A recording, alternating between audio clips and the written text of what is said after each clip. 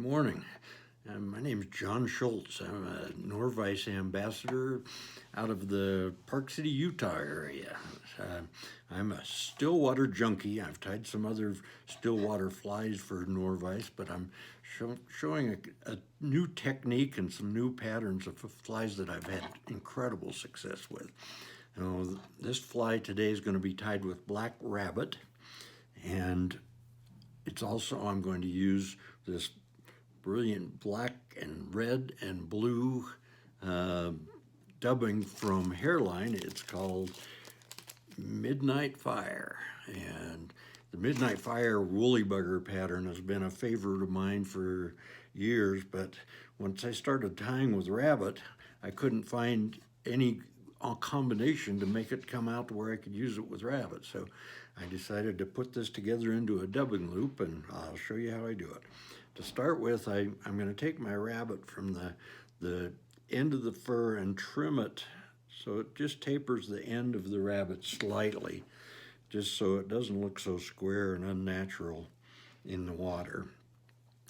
And then from there, I've already dressed my hook. I'm using number 70 denier ultra thread today, but I'm going to take my leather part of my feather of my fur and lay it over my vise and measure the leather for the hook shank length. That's pretty much my rule of thumb for building these flies. Then I'm going to separate the furs where I can get a good tie-in point on the leather and just dampen it a little bit so that it stays separated. The next thing I do, I'm going to use just a drop of super glue on the butt end of that hook shank, because I've had a lot of problem with these rabbit flies. After the leather in the rabbit gets wet, they have a tendency to want to untwist in the water. So after I got super glue on there, I'm going to lay that right over. I kind of line up my thread angle right for where the barb of the hook is, and I hold it down tight, the leather against the hook shank with my thumbnail, and I'm going to do 6 pretty tight wraps, one over the top of each other here, to get this tail tied in good to where it's not going to untwist on me. And after I've got that, I pull the leather back a little bit and try and pinch a little bit more in under my thread there and get it tied in and with a few wraps, and then I'm going to throw a half hitch in there.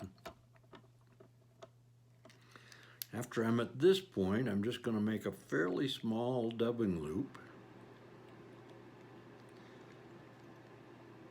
and then advance my thread to the eye of the hook. I'm going to take my Midnight Fire dubbing, and I like to pull these fibers out lengthwise so you get as long of fibers as you can possibly get out of your dubbing.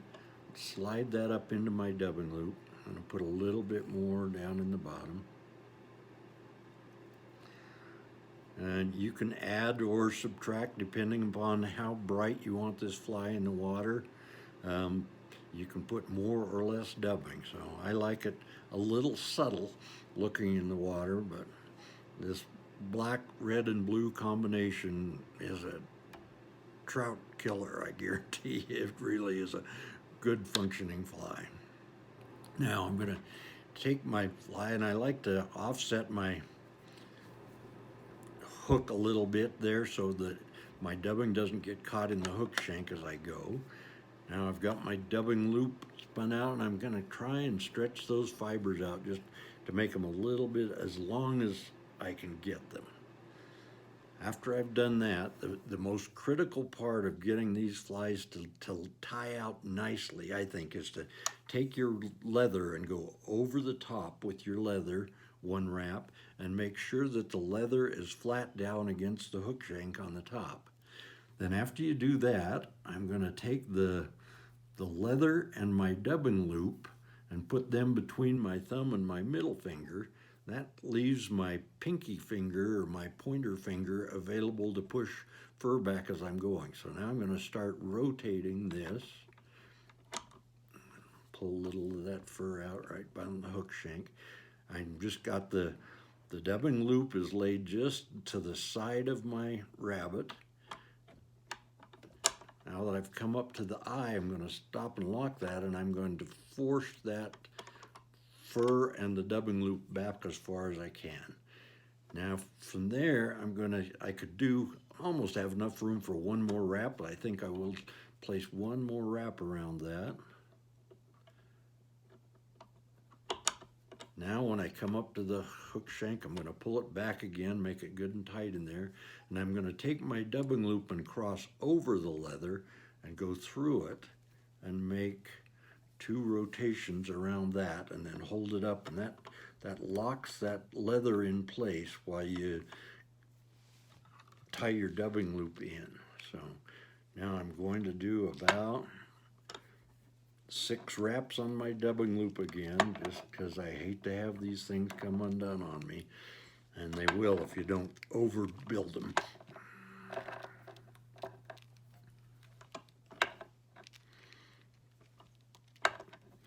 I've got that pretty well tied in. I'm going to trim off my dubbing loop.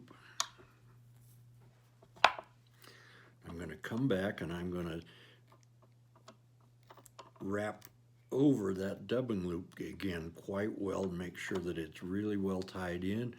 Throw another 1/2 inch in there at that point. Now just run my thread back right behind the eye of the hook, and then I'm going to take my rabbit fur and go one more wrap over the top. After it gets over the top, I'm going to take my scissors and separate that fur. Again, put a little moisture in it, and then I'm going to cross over the leather part of that rabbit fur, separating the loose piece and the fly into 2 pieces. Then I'm going to do another 6 nice tight wraps over the top of that leather to make sure that that is anchored in pretty well.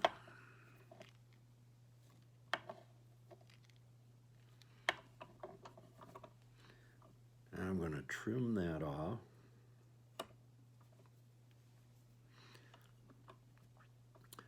And I'm going to build a nice thread head over the top of all the leather and the dubbing loop there, getting it totally tied in there good.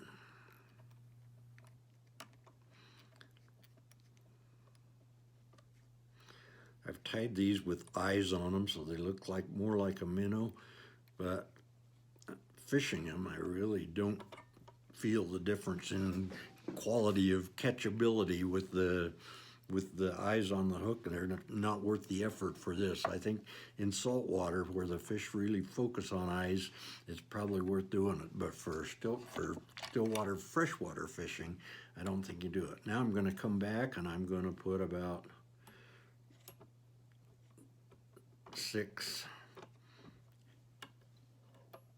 whip finish knots, and then I'm going to do 6 more on top of that just to make this as solid and tight a fly as I can possibly get it to be.